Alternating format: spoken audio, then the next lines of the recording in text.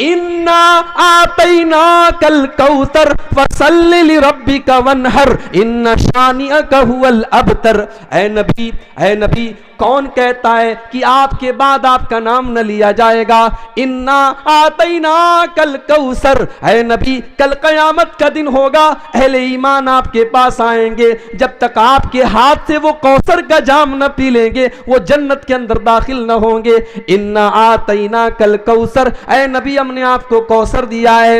ऐ नबी आपको जो ये कहता है कि आपके बाद आपका नाम लेने वाला कोई न होगा, ऐ नबी जाओ उनको सुना दो, जब तक दुनिया में अजान की आवाज जारी रहेगी, जब तक अशहदु अल्ला इलाहा इल्लल्लाह की आवाज बुलंद होती रहेगी, तब तक इस दुनिया के अंदर, आसमान के अंदर, जमीन के अंदर अशहदु अन्ना मुहम्मद रसूलुल्लाह की आवाज भी बुलंद होती रहेगी। इन्ना अतैना कल कौसर, ऐ नबी हमने आपको बहुत भलाइयों से नवाजा है, हमने आपको कौसर से नवाजा है। फसल्लि लिरब्बिका वनहर, आप अपने रब के लिए नमाज पढ़िए, कुर्बानी कीजिए। इन्ना शानिअका हुवल अबतर, ऐ नबी जो लोग आपके दुश्मन हैं कल उनका कोई नाम लेने वाला न होगा, कल अबू जहल का कोई नाम लेने वाला न होगा, कल अबू लहब को कोई याद करने वाला न होगा, लेकिन ऐ नबी आपके ऊपर जान छिड़कने वाले, आपके लिए जान देने वाले, आपके लिए जान लुटाने वाले और आपका कलमा पढ़ने वाले करोड़ों की तादाद में होंगे। इन्ना शानिअका हुवल अबतर, आपका दुश्मन ही नस्ल कटा हुआ है, आपके दुश्मन की दुम कटी हुई है। बेटा नहीं अल्लाह के नबी को, लेकिन हां अल्लाह के नबी हमारे लिए बाप की तरह है। अल्लाह के नबी ने सही हदीस में फरमाया कि मैं अपनी उम्मत के लिए बाप की तरह, रूहानी औलाद अल्लाह के नबी की आपकी उम्मत है जो करोड़ों की तादाद, बेटा लेकिन कोई नहीं है। अब नवासे जो नबी के हैं वो नबी के बेटों से कम नहीं है। नबी अकरम खुतबा दे रहे हैं, नवासे नजर आए, आप मिंबर से उतरे, अपने दोनों नवासों को गोद में लिया और आपने फरमाया, हो लोगो, मेरा अल्लाह कुरान में कहता है इन्नमा अमवालुकुम व औलादुकुम फितना, ऐ ईमान वालो तुम्हारा माल तुम्हारे लिए फितना है, तुम्हारी औलाद तुम्हारे लिए फितना है। मैं अपने इन दोनों नवासों को देख करके बर्दाश्त न कर पाया, जब तक मैंने अपना खुतबा न रोक लिया, मैं मिंबर से उतर न गया, जब तक इनको अपनी गोद में न ले लिया, इनको चूम न लिया, इनको प्यार न कर लिया, मुझे चैन न मिला। 2017 की बात है, अल्लाह ने सऊदी अरब जाने का मौका दिया। मदीना के अंदर में असर की नमाज का टाइम था, अजान के 10 मिनट पहले मस्जिद नबवी से वॉकिंग डिस्टेंस पर एक नकाब की दुकान पर गया। नकाब खरीदा, मैंने सेलेक्ट कर लिया, पसंद कर लिया, रेट भी तय हो गया। मैं पैसा देने वाला हूं, नकाब देने वाला है। बगल में मस्जिद नबवी के लाउड स्पीकर से अजान की आवाज आने लगी, अल्लाहु अकबर अल्लाहु अकबर। दुकानदार ने काउंटर बंद कर दिया, पर्दे गिरा दिए, कहा शेख साहब बाद में आइएगा। मैंने कहा भाई मेरे अजान हो रही है, अभी तो जमात में 10 मिनट का टाइम है, अभी कोई मसला नहीं है, तुम पैसा ले लो, सामान दे दो। कहा नहीं, अजान हो चुकी है, इस बात की इजाजत नहीं है कि हम अजान होने के बाद कोई सौदा सलफ करें। आप नमाज के बाद आइए, दुकान मेरी खुली रहेगी, आपको सामान मिल जाएगा। अल्लाह की कसम, उस दुकानदार ने, पैसा मेरी जेब में मौजूद है, उसने पैसा न लिया, उसने सामान न दिया। अजान की आवाज सुनने के बाद, वो लोगों, आज सऊदी अरब के लोग बहुत बुराइयां करते हैं, अल्लाह की कसम अपनी तमाम कमियों और कोताहियों के बावजूद आज भी इस्लाम अगर अपनी सच्ची हालत में पूरी कायनात के अंदर कहीं मौजूद है तो आपको उस मक्का मदीना की सरजमीन पर मिल जाएगा। अजान हो रही है, दुकान बंद, कोई सौदा नहीं होगा। मुझे कुरान की वायत याद आ गई, रिजालुल्ला तुलहीहिम तिजारतुन वला बैउन अन ज़िक्रिल्लाहि व इक़ामिस सलाह। मेरे नेक बंदे तो वो हैं, मेरे नेक बंदे तो वो हैं, मेरे अल्लाह वाले बंदे तो वो हैं, उनका कारोबार कभी उनको नमाज से नहीं रोकता, उनकी तिजारत उनको कभी नमाज से नहीं रोकती। सीमांचल के जलसे मैं बहुत बोल चुका हूं, चैनल वालों से भी कई बार कहा है कि भाइयों इन जलसों को की शक्ल मत बिगाड़ो। आपसे भी बार बार कहता हूं कि इन जलसों की शक्ल न बिगाड़ो। माँ बहनों से बार बार कहता हूं ये जलसे हैं, ये कुरान और हदीस के नाम पर कायम होते हैं। इन जलसों के तकद्दुस को पामाल न करो। जवान जवान लड़कियां सज धज करके, मेकअप करके, संवर करके इन जलसों में आ रही हैं और ओबाश और बदमाश किस्म के लड़के रास्तों पर घूम रहे हैं। मेरे भाइयों, अगर जलसों का यही मकसद है तो अल्लाह के वास्ते इन जलसों को बंद कर दीजिए। इतने जलसे हो रहे हैं मगर हमारा नौजवान नमाज से आज भी दूर है।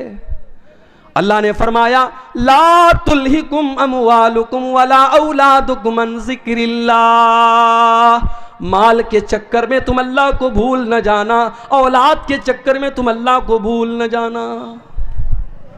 और आज अगर कोई अल्लाह को भूल गया, उसकी जिंदगी में सब कुछ है, अल्लाह नहीं है, अल्लाह का जिक्र नहीं है, नमाज नहीं है, अल्लाह को याद नहीं करता है, तो दुनिया में तो जो होगा होगा, आखिरत में क्या होगा।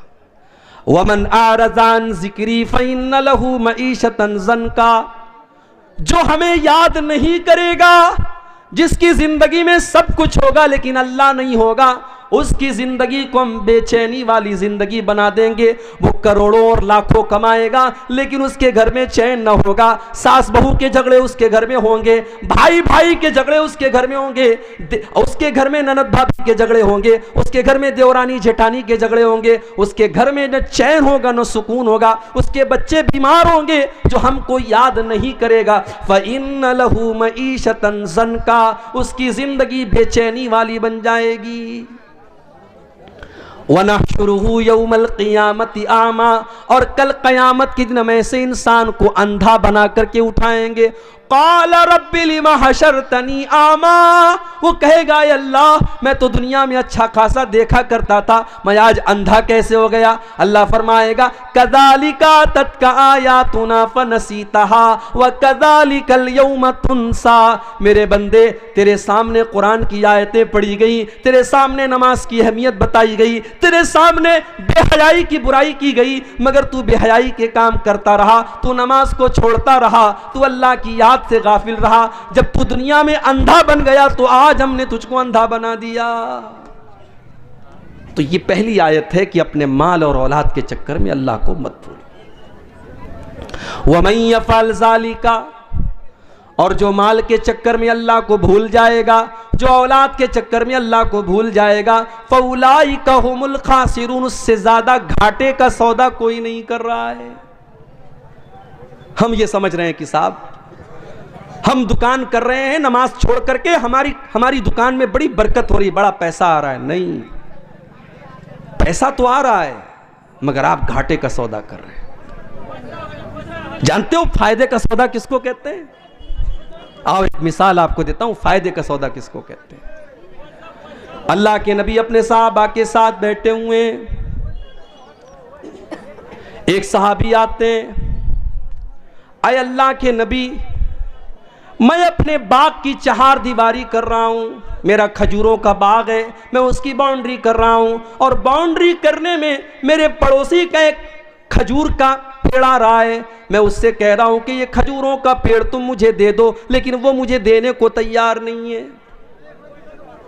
नबी अकरम ने उसको बुलाया, कहा भाई अपने बाग की बाउंड्री कर रहा है, तुम्हारा एक पेड़ इसकी बाउंड्री के रास्ते में आ रहा है, तुम अपने पेड़ की जो मुनासिब कीमत है दे दो। उसने कहा नहीं मैं नहीं दे सकता। उसने कहा मैं ये पेड़ नहीं दे सकता। अल्लाह के नबी ने फरमाया कि तो बताओ तुम्हें क्या चाहिए। उसने कहा हाँ, अगर इस एक खजूर के पेड़ के बदले में मुझे पूरा एक बाग दे दिया जाए तो मैं वो बाग के बदले में मैं एक खजूर का पेड़ दे दूंगा। नबी अकरम ने अपने सहाबा से कहा, ऐ मेरे सहाबा, कोई है जो इस पेड़ को खरीद ले, मैं उसको जन्नत की गारंटी देता हूं, इससे बेहतर खजूरों का बाग उसको जन्नत में मिलेगा। कोई है अल्लाह का बंदा जो अपना खजूरों का बाग इसको दे दे और इसका ये पेड़ खरीद ले। एक साहबी खड़े हो गए, उनका नाम था अबू दहदा। उन्होंने कहा अल्लाह के नबी, मेरा एक बहुत बड़ा खजूरों का बाग है, मैं आपको गवाह बना करके कहता हूं कि मैं अपना खजूरों का बाग इसको दे रहा हूं और इसका वो एक खजूर का पेड़ मैं लेकर के अपने इस सहाबी भाई को दे रहा हूं। सौदा डन हो गया। अबू दादा दौड़े दौड़े घर आए। उनकी बीवी उसी बाग में गई हुई थी। मुस्नद अहमद के अल्फाज हैं, हजरत अबू दादा बाग के दरवाजे पर पहुंचे और बीवी को आवाज दी, ऐ उम्मे दादा, ऐ मेरी बीवी, तुम जल्दी से इस बाग से निकल जाओ, ये बाग मैंने अल्लाह की राह में दे दिया है। ऐ मेरी बीवी, मैंने एक खजूर के पेड़ के बदले में इस बाग को खरीद लिया है, इस बाग को बेच दिया है और मुझे अल्लाह के नबी ने इस पर जन्नत में इससे बेहतरीन बाग की गारंटी दी है।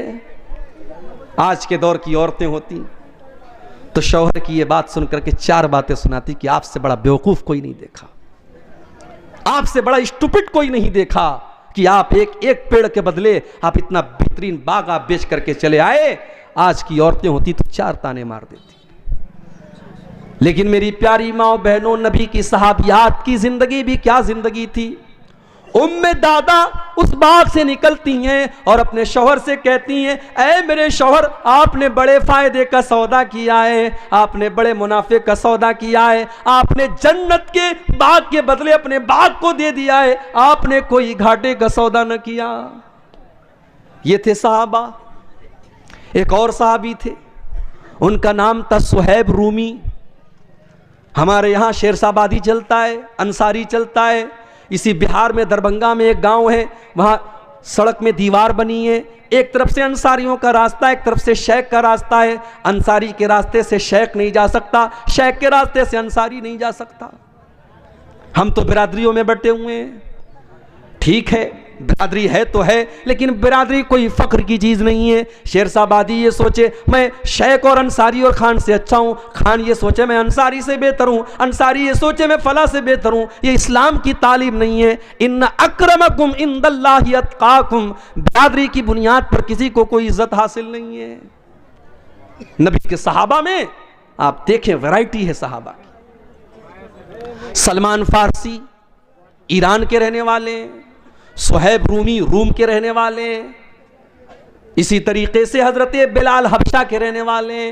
कोई गोरा है, कोई काला है, कोई ईरान का है, कोई हबशा का है, लेकिन नबी के सारे सहाबा दर्जे में और मकाम में सहाबी होने के एतबार से बराबर हैं, सहाबी होने के एतबार से बराबर हैं। हजरत बिलाल तो गुलाम थे, उनको हजरत अबू बकर ने खरीद करके आज़ाद किया था और हजरत उमर कहा करते थे, आतका सैयदना सैयदना, बिलाल भी हमारा आका और अबू बकर भी हमारा आका, हमारे आका ने हमारे आका को खरीद करके आज़ाद किया।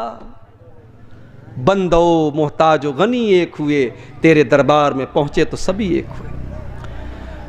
अगर अल्लाह ने आपको तौफीक दी होगी, आपने हज किया होगा, आपने उम्रा किया होगा, आपने देखा होगा कि अल्लाह के घर का तवाफ करने में गोरे और काले का कोई फर्क नहीं, अंसारी और शेरशाबादी का कोई फर्क नहीं, अमीर और गरीब का कोई फर्क नहीं। सारे के सारे लोग एक ही आवाज दे रहे हैं, लब्बैक अल्लाहुम्मा लब्बैक की सदाएं दे रहे हैं। एक ही आवाज है, एक ही ड्रेस कोड है, एक ही घर का तवाफ कर रहे हैं और एक ही मकसद है कि अल्लाह राजी हो जाए।